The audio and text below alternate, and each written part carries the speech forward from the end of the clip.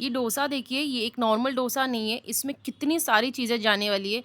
पहले तो उन्होंने बैटर को एकदम अच्छे से तवे पे स्प्रेड कर लिया है। उसके ऊपर उन्होंने onion, tomato, capsicum, spring onion, बहुत सारे सॉसेस डाले उन्होंने, जैसे कि शेज़वान सॉस हो गया, उनका स्पेशल मसाला हो गया, सॉल्ट हो गया, कोरिएंडर पाउडर हो गया। फिर बहुत सारे ना बटर डाल के उन्होंने अच्छे से मिक्स कर लिया। जैसे ये मिक्स हो जाता है, उसके ऊपर उन्होंने कैबेज और कैप्सिकम डाल दिया है।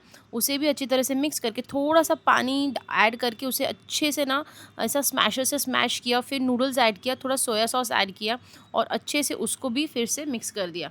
इसकी कुकिंग प्रोसेस देखने लायक है। फिर ये सब होने के बाद आता है चीज़। ऑफ कोर्स डोसे में चीज़ ऐड किया गया है और उसके ऊपर थोड़ा-सा हल्का-सा मेल्टेड चीज़ भी ऐड कर दिया। फिर चिली फ्लेक्स डाल दिए और ये ऑलमोस्ट अपना डोसा रेडी हो चुका है। मेरा चॉप्सी डोसा फाइनली रेडी हो चुका है, जो 2 चटनी के साथ सर्व हो चुका है और डोसे को भी एकदम अच्छे से क्रिस्पी कर दिया है।